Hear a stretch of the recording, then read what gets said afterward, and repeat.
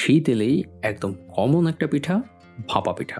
অনেকেই এই ভাপা পিঠা বানাতে গিয়ে বলে পিঠা ভেঙে যায়, শক্ত হয়ে যায়, আবার কখনোই বা বলে ঠিকমতো পিঠা সেটই হয় না।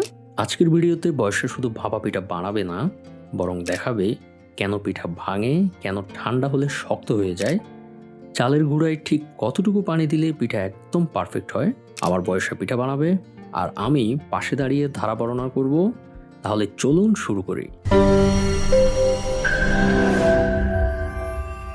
প্রথমেই সে নিয়ে নিল 2 কাপ চালের গুঁড়া, সেই সাথে 1 চিমটি লবণ।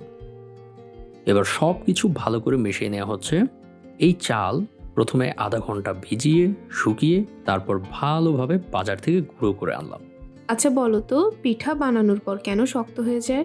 আসলে সত্যি কথা বলতে আমি জানি না, তুমি বলো না কেন হয়ে যায়। চাল যদি আগে ভিজিয়ে না রেখে গুঁড়া করা হয়, অথবা চালের গুঁড়ায় পানি ঠিকমতো মেশানো না হয়, তাহলে পিঠা ঠান্ডা হলে শক্ত হয়ে যাবে। নবজ্ঞানে উন্নত হলে যা হোক। আচ্ছা, এই একটু একটু করে পানি মেশানোর রহস্যটা কি? এটা সবচেয়ে গুরুত্বপূর্ণ ধাপ। আমি একসাথে পানি ঢালছি না, কারণ চালের গুঁড়ায় পানি কতটুকু দিতে হবে এটার কোনো মাপকাঠি নেই। হাতে ছিটিয়ে ছিটিয়ে ধীরে ধীরে পানি দিতে হবে, গুঁড়া যেন আর্দ্র হয় কিন্তু ভিজে না যায়। আচ্ছা, পানি পরিমাণ মতো হলো কিনা কিভাবে বুঝবো বলো তো? এটা বোঝার সবচেয়ে ভালো উপায় হলো এই যে, মুঠো করে ধরলে দলা হবে, কিন্তু হাত থেকে ফেললে দলাটা ভেঙে যাবে না। গুঁড়া ভিজা থাকবে কিন্তু চিটচিটে হবে না। এই জায়গাটায় ভুল হলেই পিঠা নষ্ট হয়ে যায়। ভাপা পিঠা বানানো ইজি না, অনেক সময় টুস করে ভেঙে যায়, জানো তো। কারণ চালের গুঁড়ায় যদি পানি কম থাকে, তাহলে ভাপে দেওয়ার সময় গুঁড়া একসাথে বসতে পারে না, ফলে পিঠা ভেঙে যায়। বয়স এবার চালের গুঁড়োটা আধা ঘন্টার জন্য রেস্টে রেখে দেবে, যেন পানিটা চালের গুঁড়ার মধ্যে ভালোভাবে অ্যাবজর্ব হয় এবং সেট হতে পারে। এবার বলে দিচ্ছি এই রেসিপিতে আরও যা যা লাগবে। 1 কাপ কোড়ানো নারকেল এবং পরিমাণ মতো খেজুরের গুড়। আধা ঘন্টা পার হলো। এবার একটা ছাঁকনি দিয়ে চালের গুঁড়া ছেঁকে নিচ্ছে, যাতে করে চালের গুঁড়া ঝরঝরে, স্মুথ এবং পারফেক্ট হয়।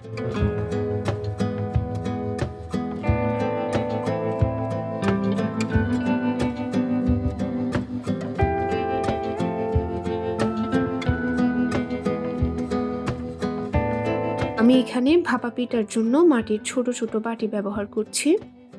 এই বাটিগুলো দেখলাম কিছুক্ষণ আগে পানিতে ভিজিয়ে রাখলে, এর মানে কি? এটা যদি 1 থেকে 2 ঘন্টা পানিতে ভিজিয়ে না রাখতাম, তাহলে ভাপে দিলে বাটিটা ফেটে যেত, কাঁচা মাটির গন্ধ আসতো, আর পিঠা সুন্দরভাবে বসতো না। বুঝেছো এবার? খালি প্রশ্ন করে প্রশ্নের শেষই নাই। হ্যাঁ, বুঝেছি। এখন পানি থেকে উঠিয়ে শুকনো কাপড় দিয়ে বাটিগুলো মুছে নিল।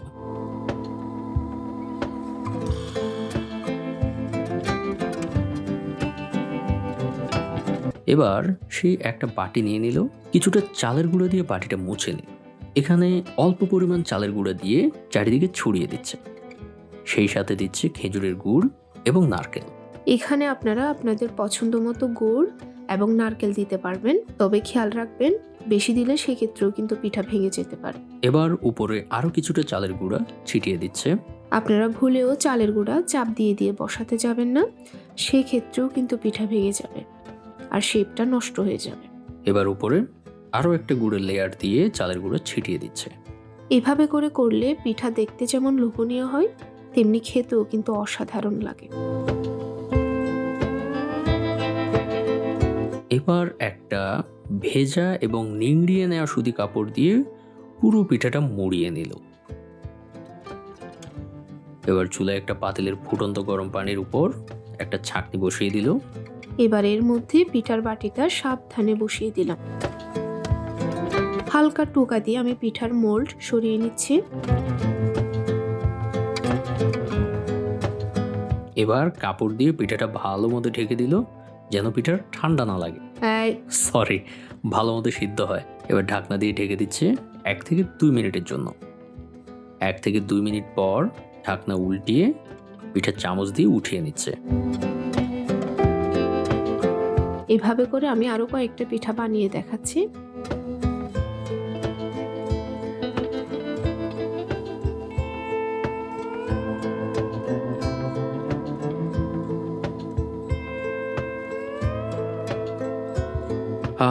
দেখুন তো ভাপা পিঠা দেখতে কতটা সুন্দর হয়েছে। হ্যাঁ, বয়সের কথা রেখেছে।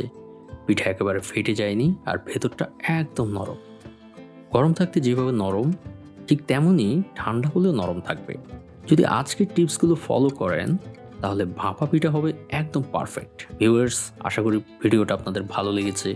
আর বয়সাও অনেক পরিশ্রম করে পিঠা বানিয়েছে, তাহলে তাকে অবশ্যই একটা লাইক দিন। আর কমেন্টে জানান আপনাদের যদি কোনো প্রশ্ন থাকে। এরকম আরও অনেক রেসিপির জন্য চ্যানেলটি সাবস্ক্রাইব করে পাশে থাকবেন। তাহলে আমি যাচ্ছি বইয়ের বানানো ভাপা পিঠা খেতে। আজকের মতো এখানেই শেষ করছি।